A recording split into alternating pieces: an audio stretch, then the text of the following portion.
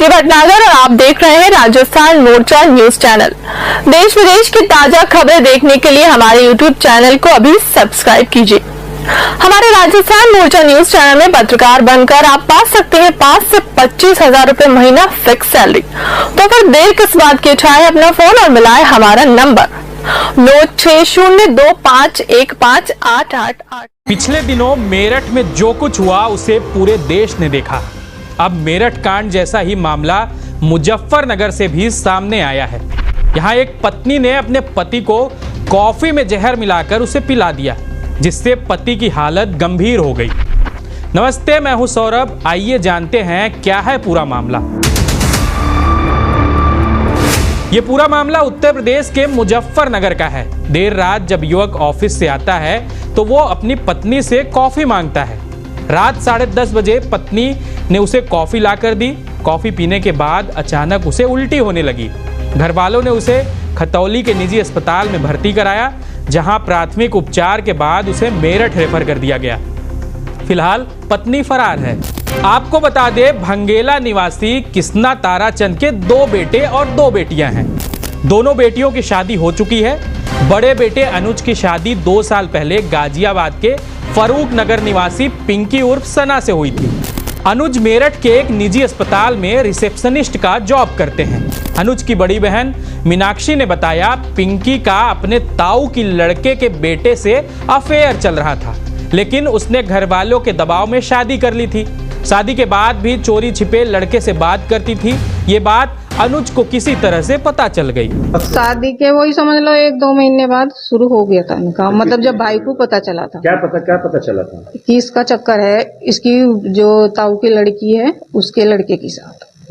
शादी से पहले ही चक्कर था? हाँ। फिर क्या हुआ है? अब ये उससे बात करती थी शादी के बाद। कहीं भी छत पे कर रही है, कभी नीचे जा रही, जब तक भाई नहीं आता था हॉस्पिटल से। और तो भाई के सामने बात नहीं करती थी उससे। तो भाई को इसका फोन पकड़ा, जब इसके मैसेज दिखे, फोटो, और जब ये बात करती थी सब कुछ इससे प्यार से पूछा, भाई ये कौन है? तो इसने नहीं बताया। भाई ने ऐसे ऐसे मैसेज फिर पकड़े, जिससे शक करने पे मजबूर हुआ भाई। फिर क्या हुआ? फिर उसने क्या प्लानिंग करी?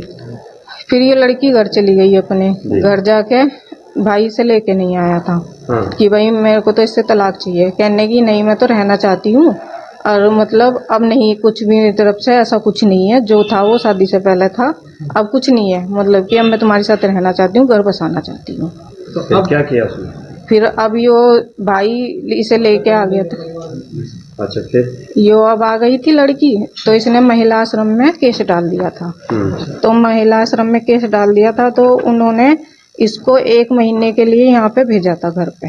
भाई से लेके नहीं आ रहा था, लेकिन ये आई तो इसने मेरी मम्मी से ये बोला कि जब मैं आई हूँ तो किसी कारण से ही आई हूँ यहाँ पे। मम्मी बोली ऐसा क्या कारण है भाई जो जिसे तू आई? इन्होंने वो तो वक्त बताएगा। अनुज ने पिंकी का मोबाइल चेक किया तो उसमें कई आपत्तिजनक मैसेज मिले। उसने पिंकी को बॉयफ्रेंड से बात करने से मना किया। इससे दोनों के बीच विवाद हो गया। फिर पिंकी अपने मायके चली गई। अनुज ने पिंकी के घर वालों से भी शिकायत की, लेकिन उन्होंने भी पिंकी को कुछ नहीं कहा। इसके बाद भाई ने मामले की शिकायत महिला आयोग में की। महिला आयोग ने दोनों पक्षों से बात की। उस दौरान पिंकी ने कहा था, मैं साथ रहने को तैयार हूं। उसके बाद महिला आयोग के दबाव में आकर पिंकी 15 दिन पहले ही ससुराल वापस आ गई थी। बहन ने बताया, ससुराल से लौटने के बाद पिंकी ने अपनी सास को भी धमकी दी थी कि मैं कुछ विशेष मकसद से लौट कर आई हूँ। इस पर सास ने पूछा कि कौन सा मकसद? जवाब में पिंकी ने कहा कि ये तो वक्त आने पर पता चल जाएगा। इसके बाद मंगलवार रात को उसने अनुज को कॉफी में जहर मिलाकर पिला दिया। बहन ने बताया, भाई का मेरठ में इलाज चल रहा है। अब पिंकी का परिवार अनुज को देखने तक नहीं आया, यहाँ तक कि एक कॉल करके हालचाल भी नहीं लिया। युवक की बहन मीनाक्षी ने गुरुवार को पिंकी के खिलाफ जान से मारने की नीयत से कॉफी में जहर देने का मुकदमा दर्ज कराया है। पुलिस का कहना है कि आरोपी पिंकी की तलाश की जा रही है। फिलहाल इस खबर में इतना ही।